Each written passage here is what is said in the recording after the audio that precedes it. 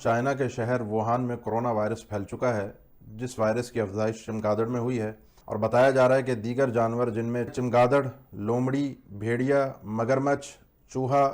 اس طرح کے دیگر موذی اور مہلک جانور شامل ہیں، جن کے کھانے کی وجہ سے یہ مرض انسانوں کے اندر منتقل ہوا ہے، اور اب حالت یہ ہے کہ انسان کے کھانسنے، سانس لینے اور ہاتھ ملانے سے یہ مرض دوسرے انسان کے اندر منتقل ہو رہا ہے۔ اس حوالے سے ہمارے لیے بہت ساری چیزیں سمجھنے کی ہیں۔ پہلی بات تو یہ ہے کہ اب تک اس مرض کا علاج دریافت نہیں ہوا،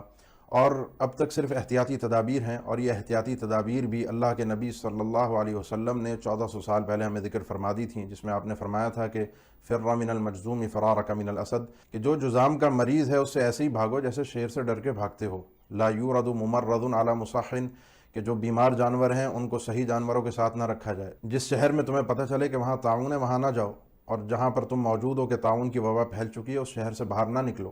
تو اس لیے احتیاطی تدابیر شریعت کی طرف سے ہیں، لیکن کوئی بیماری ایسی نہیں ہے جس میں متعدی یا وبائی مرض اس کے اندر یہ صفت کا پایا جانا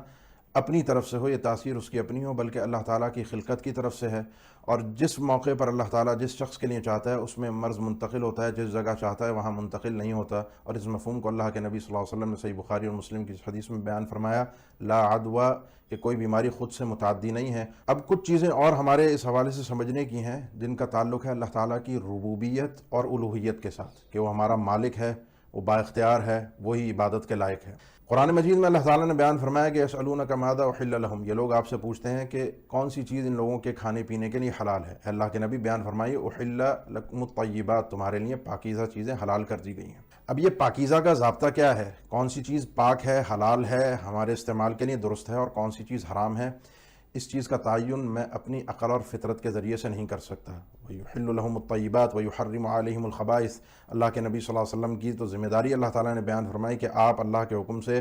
اچھی چیزوں کو، پاکیزہ چیزوں کو حلال کرتے ہیں، اور گندی چیزوں کو، خبیث چیزوں کو حرام قرار دیتے ہیں۔ جو بھی اللہ نے ہمارے لیے حلال قرار دیا ہے، کیونکہ ان سب چیزوں کا خالق اللہ ہے، ان جانوروں کا بھی اور میرا بھی، میرے اس جسم کے حوالے سے وہ اچھی طرح سے واقف ہے کہ کون سی چیز میرے جسم کے لیے بہترین ہے، اچھی ہے،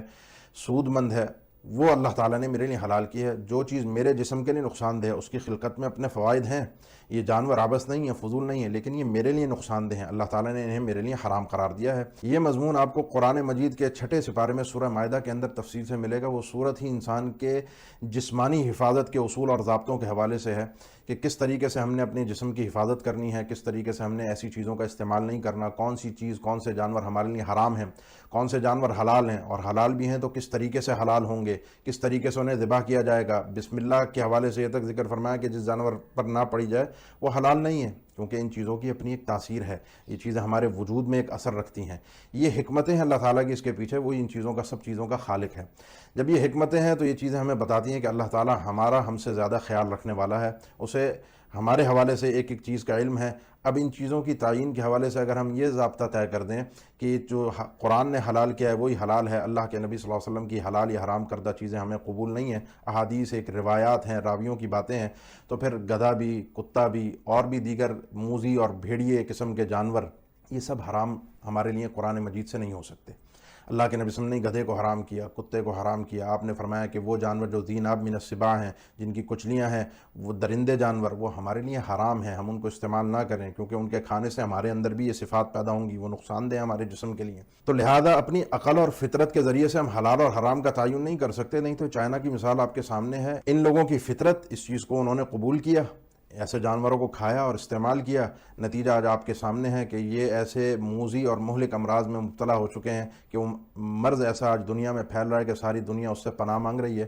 اور حفاظتی تدابیر اختیار کر رہی ہے۔ اس حوالے سے ایک اہم ترین چیز یہ بھی جان لیجئے کہ اللہ تعالیٰ اور اللہ کے نبی صلی اللہ علیہ وسلم کے فرامین اور احکامات کو اب ہمیں مسجد سے باہر لے جانا پڑے گا۔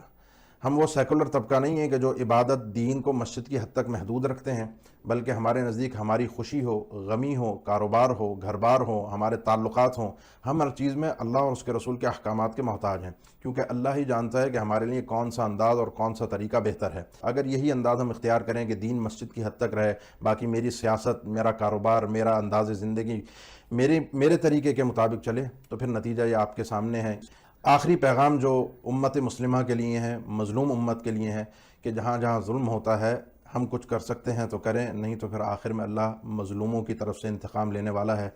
کچھ لوگ چائنا کے ایسے تھے جنہیں ایمان کی بنیاد پر سزائیں دی گئیں، قید کیا گیا، اپنوں سے دور رکھا گیا۔ آج کچھ لوگ ان کے ایسے ہیں جو آزاد بھی ہیں، سب کچھ ہے، لیکن اس شہر کو بند کر کے محصور کر دیا گیا۔ یہ اللہ کی طرف سے عذاب نہیں تو اور کیا ہے؟ وما کان ربک نسیا،